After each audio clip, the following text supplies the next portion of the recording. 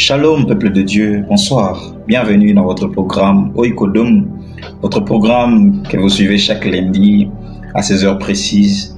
Et nous avons l'honneur et la grâce de vous le présenter ce jour. Bienvenue dans ce programme. Prions l'Éternel avant de commencer.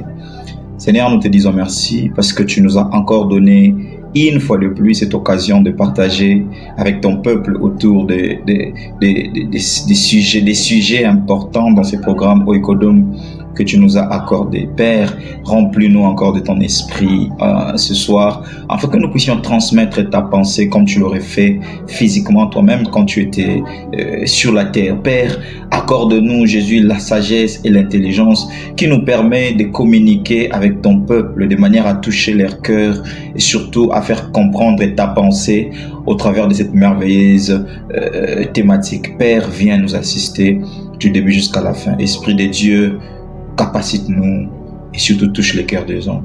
Au nom de Jésus-Christ. Amen. Que Dieu vous bénisse. Je suis le frère Gloire Kianda qui vous présente le programme intitulé Oikodom. C'est le programme du ministère Yesunanu dans un espace que lui nous a légué afin que nous puissions partager chaque lundi à ces heures-ci une pensée de la part de Dieu pour notre édification, pour l'aiguisement de notre foi, mais aussi pour nous permettre d'affronter les semaines qui sont toujours devant nous avec foi et force. Lundi, demain sera mardi et toute la semaine est ouverte devant nous. Important que nous commencions cette semaine avec la pensée de Dieu et bienvenue d'être là. Merci d'être là, allais-je dire, dans ce programme autour de cette thématique que nous sommes en train d'aborder depuis le début. Par la grâce de Dieu, nous sommes le troisième lundi du mois d'avril et le troisième lundi dans cette thématique que nous sommes en train d'aborder, que nous avons appelé les testaments de Jésus-Christ sur la croix. Jésus-Christ a manifesté une volonté, permettez-moi de dire ça ainsi, une volonté résumée dans 7 paroles que nous avons dénommées testament de Jésus-Christ sur la croix de Golgotha. Et je nous avais dit depuis le début que ces 7 paroles-là constitue, qu'est-ce que je disais? Je disais que c'était le troisième, non, c'était plutôt le 4e lundi, gloire à Dieu. C'est le 4e lundi, c'est d'ailleurs, si pas le dernier, je crois que c'est l'avant-dernier lundi du mois d'avril. Donc le dernier lundi, ça sera le 30, si j'ai bonne mémoire. Donc, mais au moins, c'est le 4e lundi, parce que les premiers lundis, nous avons parlé de l'introduction. Et les 2 autres lundis, on a abordé les 2 premières paroles. Et aujourd'hui, on va voir littéralement la 3e parole. Donc, je disais, ces programmes vont nous conduire sûrement jusqu'à la fin du mois de mai par la grâce de Dieu. Que Dieu nous aide et nous accorde le temps par rapport à tout ça, par la grâce de Dieu. Donc, j'étais en train de dire que Jésus a manifesté une volonté résumée dans 7 paroles. Et je nous avais dit depuis le début que ces 7 paroles-là constituent les fondements même de la vie chrétienne. Des choses que Jésus, les choses qu'un père aurait souhaité que les enfants après lui puissent vivre. Vous vous souvenez justement du laboureur et ses enfants. Il les a laissés un trésor. Et Jésus nous a laissé un trésor au travers de ces 7 paroles, justement parce que nous devrions les vivre. Mais ces 7 paroles sont un tout petit peu codées. Il faudrait en décoder afin d'en comprendre la richesse. Je ne suis pas en train de dire que si on les lit tout simplement, on ne comprendra pas. Si. Mais il y a beaucoup de vérités qui sont cachées autour de ces paroles que Dieu nous a fait grâce de pouvoir vous révéler avec cette émission ou carrément ce programme intitulé Oikodom. Lundi, les lundis passés, nous avons vu les 2 autres paroles. Je ne vais pas revenir dessus parce qu'il y a beaucoup de choses à dire à propos de ces paroles-là. Revenez sur notre chaîne, vous pouvez voir lorsque nous avons abordé ces 2 premières paroles. Aujourd'hui, nous allons aborder la 3e parole de Jésus. Il y en a 7. Nous allons aborder aujourd'hui la 3e parole par la grâce de Dieu. Cette 3e parole se trouve dans Jean chapitre 19, les versets 25 et 27. Le verset 25 jusqu'à 27, excusez-moi. Du verset 25 au verset 27. Je vais lire avec vous la version Louis II. La Bible dit: près de la croix de Jésus se tenaient sa mère et la sœur de sa mère, Marie, la femme de Clopas, et Marie de Magdala. On parle de Jésus, on parle de la croix et on parle de près de la croix. Jésus était où? Il était sur la croix. Et près de la croix se trouvaient ces femmes-là qu'on a citées. Il y avait sa mère, il y avait la sœur de sa mère, il y avait Marie, la femme de Clopas, il y avait Marie de Magdala. Mais la Bible dit: Jésus voyant sa mère Et auprès d'elle, les disciples qui l'aimaient, il dit à sa mère, « Femme, voilà ton fils. » Puis il dit aux disciples, « Voilà ta mère. » Et la Bible dit, ça c'est la partie la plus importante pour moi dans ce texte, la Bible dit, dès ce moment, les disciples l'a pris chez lui. Je ne sais pas si vous êtes en train de comprendre tout de suite avec moi c'est que ça veut dire ces paroles. Dès le moment que Jésus prononce cette parole, les disciples prient la mère chez lui. Ok? Les disciples prient la mère de Jésus, Marie. Ils prient Marie désormais chez lui. Dès ce moment, les disciples ont commencé à prendre soin de Marie. Jésus a vu près de la croix sa mère ainsi que les disciples qui l'aimaient. Je vous révèle qu'il s'agissait des gens parce que quand vous lisez l'évangile des Jean, il ne cite pas généralement son nom. Quand il veut parler de lui, il dit les disciples que Jésus aimait les plus. Donc il s'agissait de lui, vous savez que c'est lui qui se reposait justement sur son poitrine. Mais pourquoi il insiste que c'était les disciples qui l'aimaient le plus? Est-ce que ça a aussi une signification dans ce texte? C'est ce qu'on veut découvrir. Mais seulement, j'ai retenu 3 leçons. Mon objectif, j'aimerais être sincère avec vous. Mon objectif, ce n'est pas de vous charger avec beaucoup de leçons, mais mon objectif, c'est de tirer la leçon la plus importante dans ces paroles-là pour vous la communiquer. Quand je dis, j'ai retenu 3 leçons, ça ne veut pas dire que d'autres leçons ne sont pas importantes. Il y a beaucoup d'autres leçons. Mais dans ces 3 leçons, je vais insister sur une leçon dont je voudrais que vous puissiez retenir, la plus importante pour moi. Et à la fin, je ferai les résumés pour expliquer comment toutes ces leçons concourent ensemble pour que ça constitue le fondement de la vie chrétienne. La première leçon que j'ai retenue dans cette parabole, ou qu'est-ce que je dis, dans cette parole, c'est que il y a la mère de Jésus, et puis il y a Jésus lui-même sur la croix, et puis il y a Jean, le disciple qui l'aimait le plus. Qu'est-ce qui se passe en ce moment? Jésus est sur la croix en train de souffrir. Il est en pleine souffrance. Mais c'est lui qui se soucie des autres. Voyez-vous? Il est sur la croix en pleine souffrance. Tout le monde est là parce qu'il est ému de compassion. Le peuple est là parce qu'il est ému de compassion en regardant Jésus en train de souffrir sur la croix.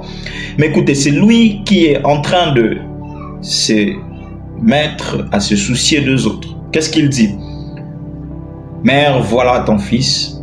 Et il dit aux disciples, voilà ta mère. En d'autres termes, il est en train de confier les soins de l'un à l'autre. Il dit, prenez vos soins mutuellement.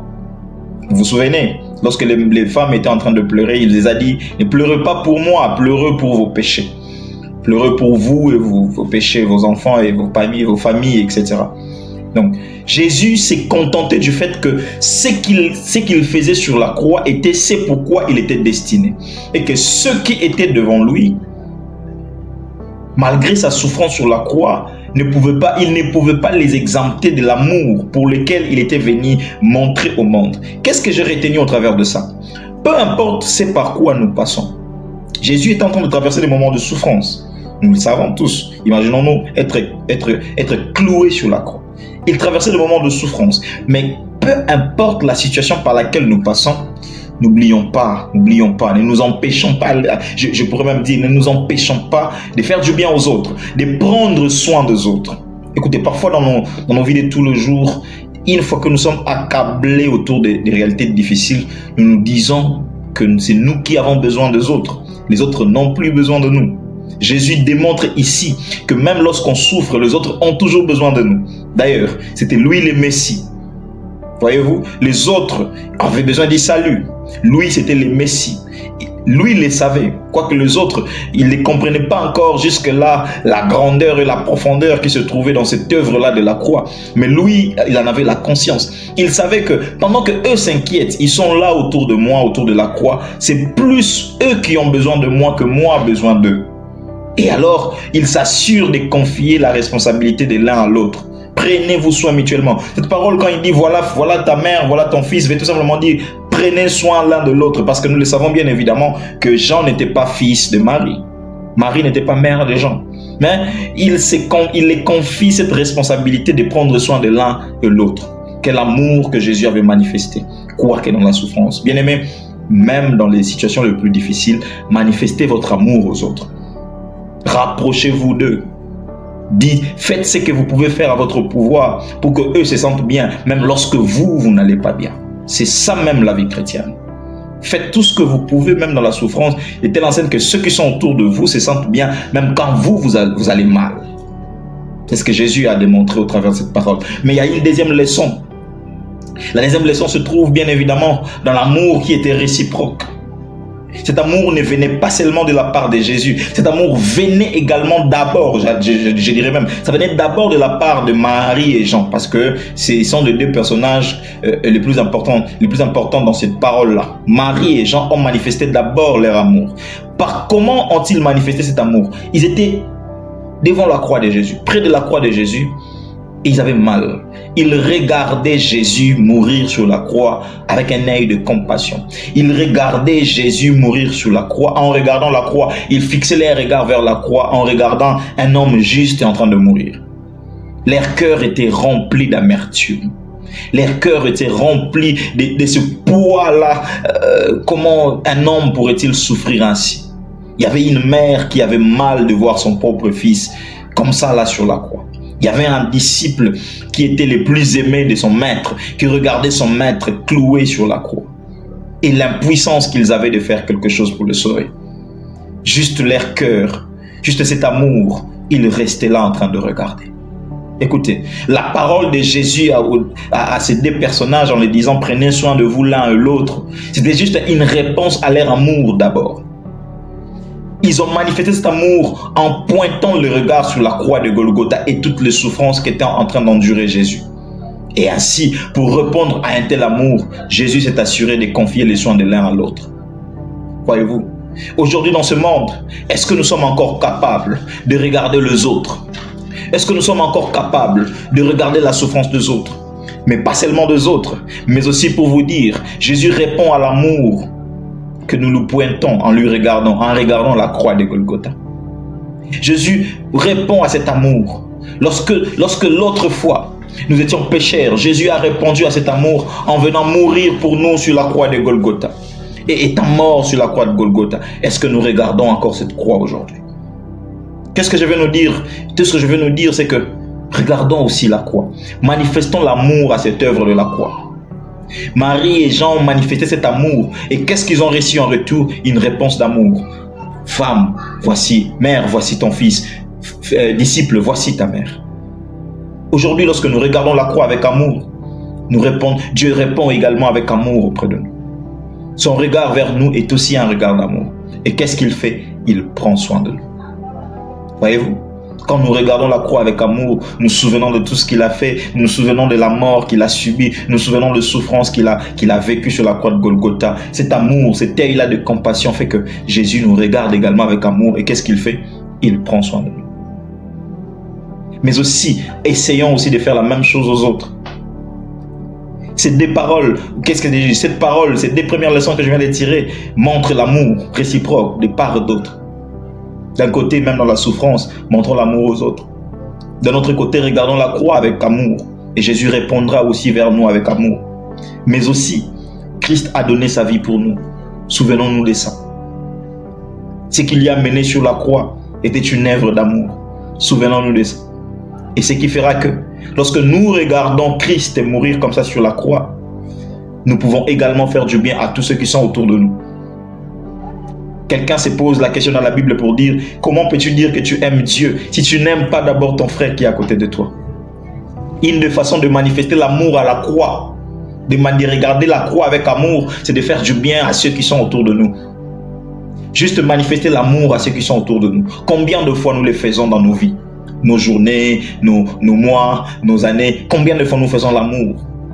Qu'est-ce que je veux dire? Je ne vais pas parler de faire l'amour dans ce sens-là. Je veux dire combien de fois nous manifestons notre amour aux autres. Voyez-vous? Combien de fois nous manifestons notre amour aux autres? Il y a des gens qui sont autour de nous, les orphelins, les veuves, toutes ces catégories-là qui ont besoin juste qu'on leur manifeste notre amour. Est-ce que nous le faisons de temps en temps? Écoutez ce que Jean chapitre 15, le verset 13 dit.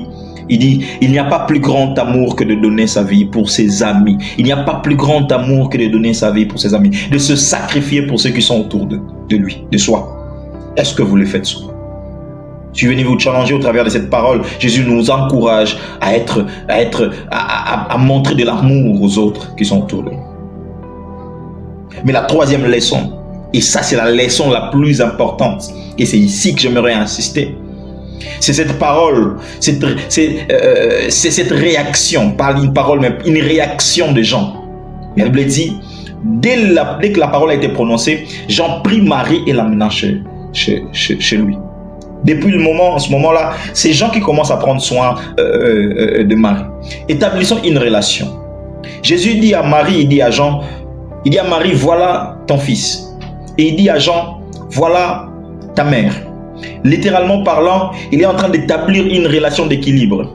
Entre mère et fils, vous le savez comme moi que c'est à la mère de prendre soin du fils. Je ne suis pas encore convaincu que Marie était tellement âgée au point où elle n'en était plus capable de prendre soin de quelqu'un. Il fallait qu'on prenne soin d'elle. Je suis sûr et certain que Marie était encore capable. Jusqu'à ce jour-là, elle habitait chez elle. Elle prenait soin de sa vie et de ses enfants. Voyez-vous? Mais dès que Jésus prononce cette parole, la Bible dit, Jean prie cette femme, prie la mère chez lui. Jean, laisse la mère prendre soin de toi. On t'a présenté comme fils. C'est à la maman de prendre soin du fils. Ce n'est pas au fils d'abord de prendre soin de la maman. Pourquoi Jean, tu prends soin du fils? Écoutez, il y a une différence entre Marie et Jean. La différence est que Marie a vu naître Jésus. Jean était avec Jésus dans le service. Marie a donné naissance à Jésus. Jean était son compagnon de service. Il y a une différence dans ces genres de relations. Tu m'as vu naître, oui. Mais est-ce que tu m'as vu travailler de manière approximative? Tu étais approximativement proche de moi. Est-ce que tu étais avec moi pendant que je travaille? Est-ce que des petits secrets de mon travail, tu les connais? C'est ce que, en d'autres termes, cette parole veut dire. Prendre soin de moi, oui. Mais il ne faut pas prendre soin de moi selon toi. Prends soin de moi selon celui qui nous demande de prendre soin de chacun mutuellement. C'est lui qui demande à ce que l'un prenne soin de l'autre, c'est Jésus. C'est lui qui avait les modèles, comment on doit prendre soin de l'autre. Ces modèles, il ne suffisait pas de donner naissance pour les connaître. Il était plutôt important de le voir faire. Et entre Marie et Jean, celui qui a vu l'autre faire, ce n'était pas Marie. Marie a donné naissance, mais celui qui a vu l'autre faire, c'était Jean. Jean était avec Jésus, c'était son compagnon de service. Il a vu Jésus-Christ prendre soin des autres et il sait comment prendre soin de Marie. Marie l'a donné naissance, mais il ne l'a pas vu à tout point de vue prendre soin des autres. Il ne sait pas comment prendre soin des gens. Il prendrait soin de lui comme il prend soin de ses enfants. Mais Jésus a un modèle à montrer. Il dit, ne prenez pas soin de vous l'un et l'autre tel que vous le faites toujours. Prenez soin de vous l'un et l'autre tel que moi je l'ai fait. Et c'est lui qui a vu Jésus faire, ce n'était pas Marie, c'était Jean. Vous voulez que je vous révèle une chose? Marie, c'est l'image du monde. Le monde a vu Jésus-Christ naître comme un homme. Le monde a vu Jésus-Christ grandir. Le monde a même vu Jésus-Christ travailler parce que Marie voyait également Jésus travailler, mais il n'était pas côte à côte avec lui. Le monde a également vu pendant 33 ans Jésus-Christ travailler. Ce n'est pas mauvais. Mais attention, il y a un Jean qui est l'image du Saint-Esprit. Si le monde a vu Jésus-Christ naître, le Saint-Esprit, lui, il a toujours été avec lui. Si le monde a vu des yeux Jésus-Christ travailler, le Saint-Esprit, lui, c'est son collègue, son compagnon de service. Voyez-vous, il sait exactement le modèle par lequel il faut prendre soin des autres. Entre le monde et le Saint-Esprit, il est du devoir du Saint-Esprit de prendre soin du monde. Il n'est pas du devoir du monde à prendre soin du Saint-Esprit. Jésus dit, prenez soin l'un de l'autre. Ainsi, il nous a laissés entre les mains du Saint-Esprit. Je vous avais déjà prévenu que ces paroles-là, prononcées sur la croix de Golgotha, symbolisaient le fondement de la vie chrétienne. Jésus ne nous a pas laissés. Il nous a dit, je vous enverrai mon esprit. Et il vous conduira dans la vérité tout entière. Il nous a envoyé l'esprit. À qui a-t-il envoyé l'esprit? Au monde. Marie, regardez l'esprit autour de toi. Mais ne prends pas soin de l'esprit. Ne conduis pas ta vie seule en laissant l'esprit de côté. Laisse l'esprit conduire. Laisse l'esprit te prendre chez lui. Il te conduira dans la vérité tout entière. Car ce qu'il te dira ne vient pas de lui. C'est tout ce qu'il a entendu de Dieu qu'il te dira. Qu'est-ce que tu fais toi aujourd'hui? Est-ce que tu laisses le Saint-Esprit prendre soin de ta vie? C'est merveilleux exemple de Jean, les disciples que Jésus aimait le plus. La Bible insiste, il l'aimait le plus. Et vous savez ce que la Bible dit? Dieu chérit avec jalousie le Saint-Esprit qu'il a fait habiter en nous. Il aime tellement, il est tellement jaloux de lui qu'il s'assure que lorsqu'il arrive sur la terre, que ce soit lui qui prenne soin de l'autre, pas que le monde prenne soin du Saint-Esprit. Aujourd'hui, nous sommes dans une génération où nous ne voulons plus de l'Esprit. Nous voulons conduire notre vie seule. Nous avons reçu Jésus, le Saint-Esprit habite en nous, mais il ne conduit pas nos vies. Je viens juste vous rappeler qu'un jour, un homme était en train de mourir. Et pendant qu'il mourait, il a laissé cette parole. Laissez le Saint-Esprit prendre soin de vous. Oui, laissez le Saint-Esprit prendre soin de vous. Il nous a présenté comme ceci. Monde, voici l'Esprit. Esprit, voici le monde. Ne faites pas comme tout le monde. Dès qu'on te présente en premier, c'est toi qui prends soin de l'autre en premier.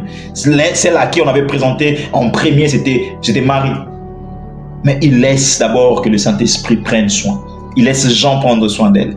Laissons le Saint-Esprit prendre soin de nous. Et lorsque nous laissons le Saint-Esprit prendre soin de nous, il prendra soin de nous tel que Jésus a pris soin des humains quand il était encore sur la terre.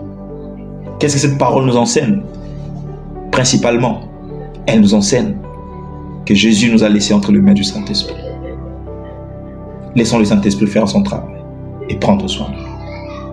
Merci Seigneur pour cette parole. J'ai encore réalisé aujourd'hui, en parlant de ça, que le Saint-Esprit, c'est la personne la plus merveilleuse à qui je dois me confier, à qui je dois laisser toute ma vie, qu'il conduise ma vie, qu'il diligente mes événements et que tout soit dirigé par lui.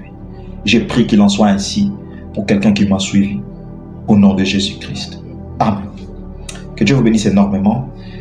Je vous donne rendez-vous le lundi prochain, le dernier lundi du mois d'avril. Nous parlerons de la 4e parole et de la richesse qui est autour. Quant à moi, j'ai déjà hâte d'y être. Et je vous souhaite très bonne semaine et très bonne soirée. Au nom de Jésus-Christ.